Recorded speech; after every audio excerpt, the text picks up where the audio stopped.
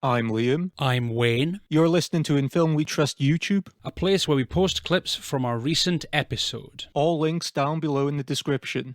And now, on with the show. Do you think Gilderoy from the start was not right? Could say so, yeah. Again, we still don't know why he came out and took this job. We don't know why he's out here, because I don't know if he was necessarily happy back home, but at least he was safe and comfortable with those he loved, his mum. Well, yeah. But he's a very mysterious character, but he's an always intriguing character. I don't think he's a boring character. I mean, he has boring mannerisms, but it's not a boring character to observe. I like how he's never over-explained.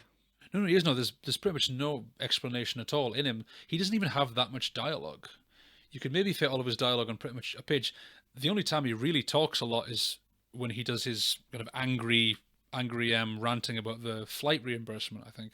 Yeah, that's kind of... Because he's so unemotional, and when he tries to, show that emotion to the receptionist, the anger, Yeah. and it seems so false, you can hear his voice cracking. Yeah, Don't you? I think Toby Jones really portrayed that, someone who's so uncomfortable with speaking out like that. It's like his voice cracks, he pretty much starts to tear up. Even just being angry is too much for him. You could almost say he's constantly, even from the get-go, a man on the edge, near to breaking. He very much looks like it. And that's what I was saying with his susceptible, him being the ultimate susceptible viewer. Because there is obviously a commentary on here about, are the audience complicit in the material they watch? Yes, especially if we're enjoying it. And obviously the argument is, well, no, not really. 99.9% of people who watch fictitious violent things are never going to get an idea to act out any of that violence. Of course not. But is it a comment that, okay, there is going to be a susceptible viewer, and Gilderoy is that type of susceptible viewer? Yeah, it's basically saying it's very rare, but it could be anybody, even someone like this who you would never imagine that would happen to. Do you think it's a comment on, does the artist have responsibility over the material they cause? Yes, somewhat. Although the thing is, at the end of the day, when you make a film, it's all kind of up to the audience to interpret it. Yeah. Unless you are deliberately making a movie where you're actually calling on people to do things like this. Because throughout the whole film, Gilderoy has this trouble of separating fiction or fantasy and reality. Because at one point, maybe it was Francesco or Santini said, Gilderoy, you know it's fake. You're working on the mechanics behind the scenes. Yeah. And he can't understand Gilderoy's displeasure of having to fictitiously act out these things, because he's like, you can see the mechanics of how it's working. Yeah, because the movie is all about mechanics, but yeah, essentially he spends a lot of his time like stabbing lettuce, ripping stalks off fruit, boiling thing in a pan. But it's like for him, like these implications are kind of barbaric to him. But as the film goes on, he almost starts to kind of revel in them. Yeah, and all these things out of context. You're stabbing a cabbage, or you're pulling the roots from a fruit or veg or whatever.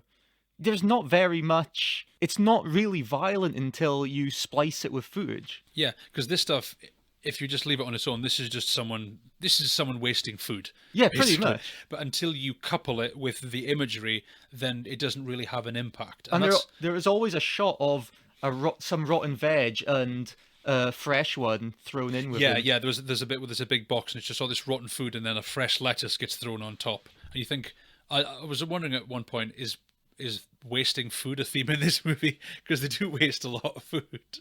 Or how one bad apple spoils the bunch. Yeah, that could be one of them. But for me, Berberian, I felt it was very much a love letter to giallo films, because whether you like them or not, they've had a huge influence, and I think this movie really was trying to pay tribute to them, especially the behind-the-scenes work, like the Foley work and the sound work. Which makes up a large part of giallo, and it makes up everything of this film. Because this whole movie is not just the sounds of the food being destroyed, but also this kind of soundtrack, because it does have a kind of giallo-y soundtrack. Because I know after this film, they done a stage play version of this. Yes, they did a stage play version, yeah. Do you think that translates as well? Because you can't translate the sound design as well over a stage, I don't think so. I don't think it would work as well.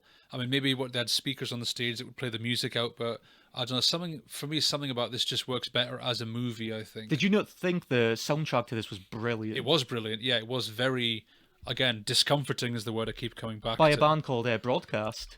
broadcast. That's a good. Who the singer actually died in the swine flu epidemic in 2011-ish. But no, I thought the soundtrack was excellent. It was very much in line with what the film was trying to do, I think. Yeah, the soundtrack, you could say, is more Giallo than the film itself. You would never call this a Giallo film. No. But it has Giallo elements integrated into its plot. Is it a film? What do you think? Do you think this translates to a wider audience? Because it's very particular, isn't it? I don't think so. The movie didn't. It made, when I looked up, it made maybe $30,000 domestically.